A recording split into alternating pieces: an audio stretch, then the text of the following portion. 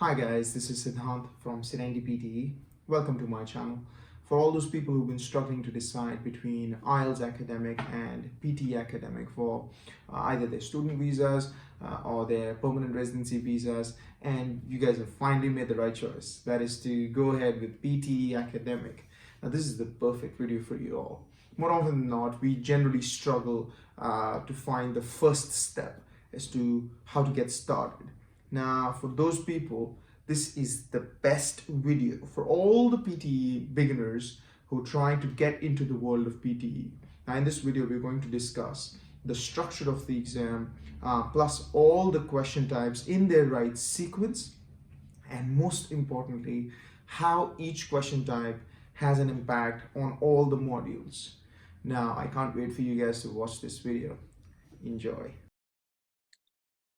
So PTE is not your typical English language exam. So it's very important to understand the structure of this exam in order to maximize your strengths and minimize your weaknesses, and also understand the construction of your scores in this test. So let's have a look. There are two sections of this exam. The first section of this exam is called the non-graded section, and the second section is your graded section. So as the name suggests, the non-graded section has no consequence on your final scores. So whatever you do during this part of your exam will not have any effect on your final scores. Nevertheless, there are very important steps included. The first step is checking your headsets. It is a very important and a critical step, because making sure your headsets are in the right position will ensure your accurate scores in your speaking module. These are the two indications of the placements of your microphone. The image on the right indicates the incorrect position of your microphone, that is just under your nose or right in front of your lips. This is not a recommended position, because there is a high probability that with this position of your microphone, your recording will not be ideal, as your breathing noises would be recorded with your performance as well. The picture on the left indicates the best positioning of your microphone, which is right at the tip of your nose. And the gap between the microphone and the tip of your nose is just a standard gap. From the past experiences, this has been proven to be the best position with maximum clarity and minimal distortion.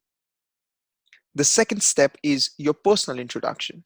Now, this is just a calibration of your accent and your voice. So this is not a very important step. Generally, people fret over this step a lot, thinking that this has some consequence to their final scores, which is not true. So once again, whatever you say during your personal introduction will not have any effect on your final scores. These are the questions that you might get asked in the personal introduction part. Just answer whatever comes to your head. Make sure that you warm up before your actual speaking test starts, but also keeping in mind that answer confidently and with this thinking that it will have no consequence on your final scores.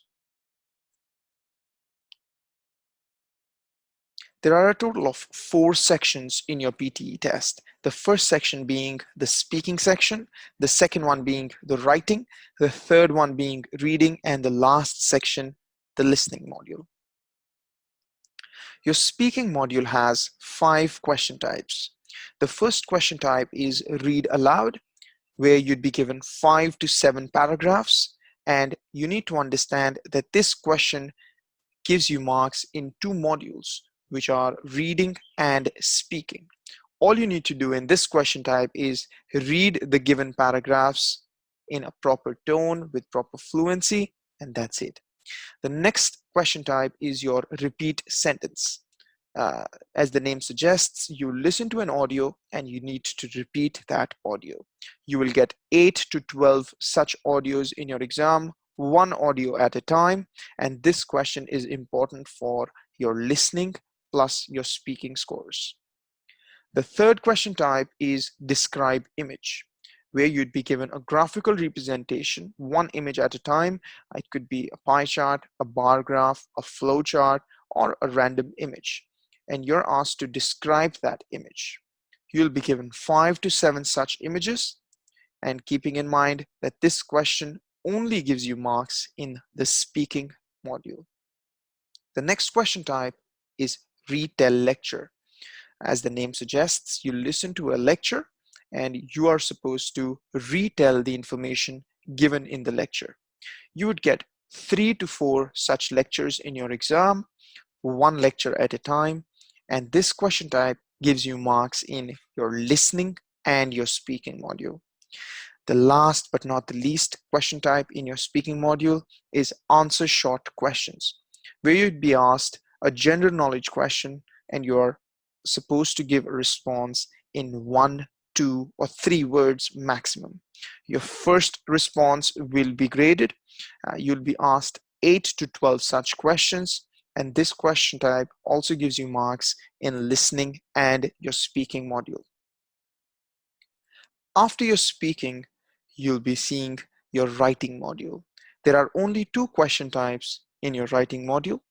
The first question type is summarize written text, where you'd be given an extract or a passage, and you are asked to summarize the information given in that passage. There'll be 2 to 3 such question types or 2 to 3 such passages in your exam, one passage at a time, and this question type gives you marks in reading and writing module. After your summarized written text, you will see writing essays, where you'd be given a question prompt and you're asked to write an essay on that given question prompt. You can get 1 to 2 essays in your exam, one essay at a time, and this question type only gives you marks in your writing module. After your writing module comes your reading module. There are a total of 5 question types in your reading module, and keeping in mind that the sequence of these question types is not fixed. The first question type most commonly seen is your reading plus writing blanks. They're also called the drop-down blanks, where you'd be given a paragraph and the paragraph might have some gaps in it, some blanks in it. For every blank, you'll be given 4 or 5 corresponding options from which you will select the best option according to you and fill in the blank. You will get 5 to 6 such passages with fill in the blanks, and this question type is very critical for your reading and writing module. After the reading plus writing blanks, you will get another question type that is more than one response is correct. Now, bearing in mind that this question type has some negative marking, where you'd be given an extract, and on the basis of that extract or a passage, you'll be asked a question. Now, the question will have 6, 7, or 8 options, and either 2 or 3 options will be correct. That is why the name of this task is more than one response is correct. You will get 2 to 3 such questions in your exam, and this question type gives you marks only in the reading module. The next question type is your reordered paragraphs, where you're given an academic paragraph, but that academic paragraph is jumbled up. So the sentences in that paragraph are in a different order. Now, using your comprehension skills and grammar skills, you're asked to rearrange the paragraph in the best sequence, in the best order. You will get 2 to 3 such questions in your exam, and this question type also gives you marks only in the reading module. The next question type is your reading fill in the blanks.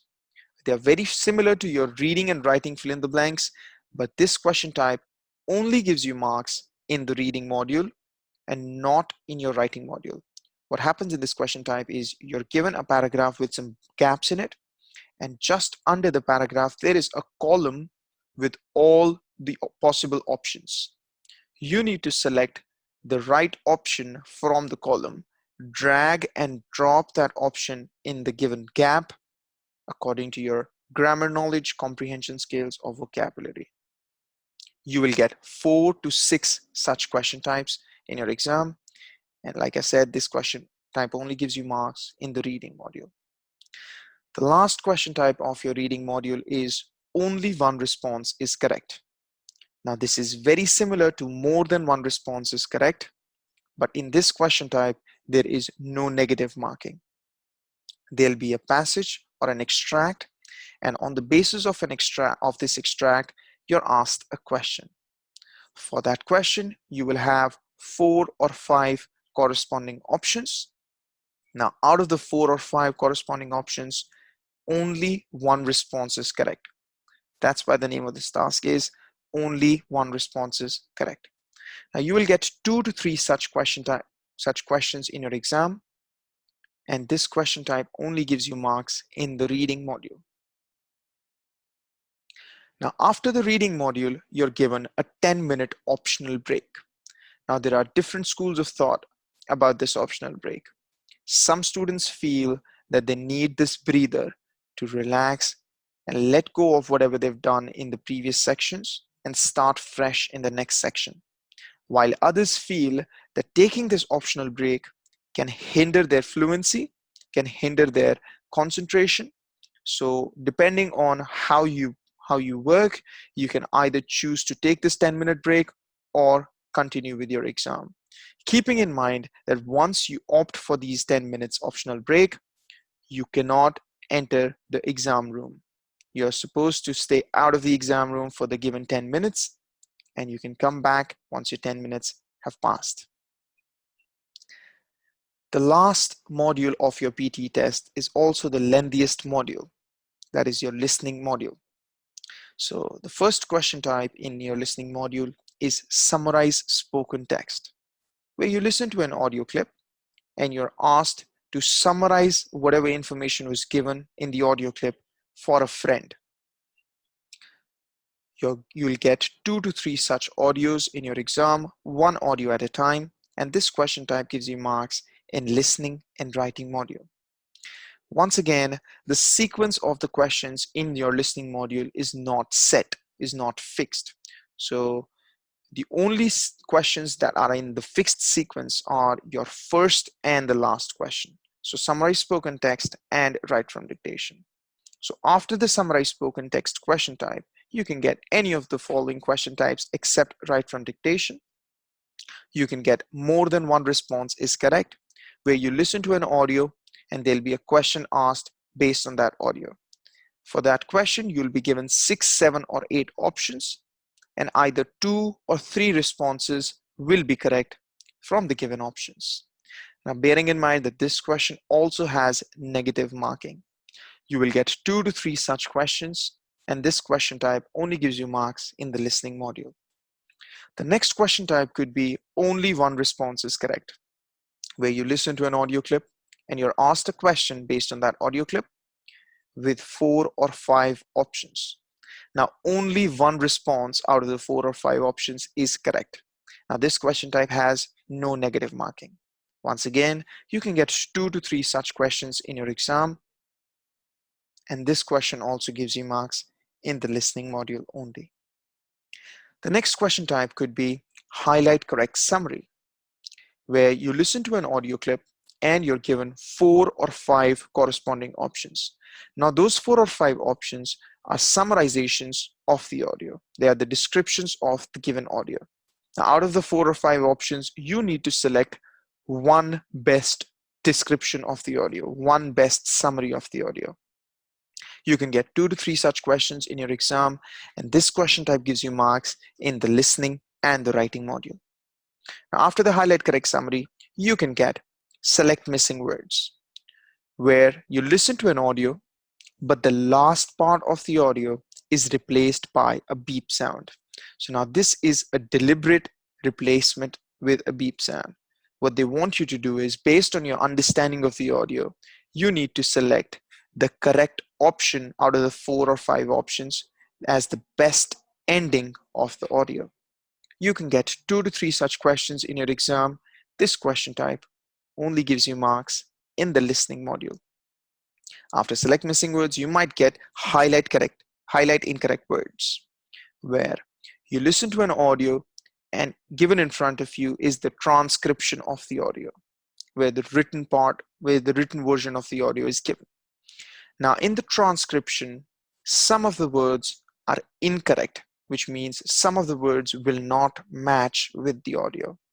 You just need to select those words which you think are incorrect or do not match with the audio.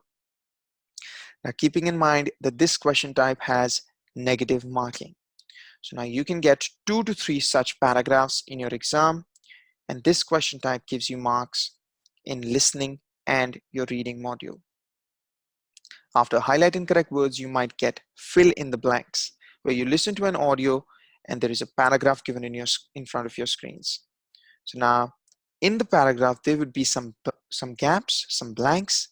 Now, after listening to the audio, all you need to do is just fill those blanks with the correct words and their correct spellings. This question type gives you marks in listening and your writing module, and you can get 2 to 3 such questions in your exam. The last question type, which will always be write from dictation. So once again, the first question type in your listening module will always be summarized spoken text, and the last question type in your listening module will always be write from dictation. What you do in this question type, write from dictation, is you listen to an audio, which is a 1 sentence long audio, and you need to write the sentence in your answer area. You need to make sure that you match as many words as given in the audio and make sure that the words are in the right sequence. You can get 3 to 4 such audios, and this question is amazingly critical for your listening and your writing module. Now, this marks the end of your exam. After you complete your write from dictation, you'll be presented with 2 options. Do you want to end the exam, yes or no? So all you got to do is click on yes, and that will mark the end of your PTE test. Thank you so much for watching, guys. Hopefully that was insightful. If you like my videos, feel free to subscribe, share, and comment. And make sure to write down your questions and your queries. And if you have any suggestions as to what my next video should be about. Until next time, thank you so much.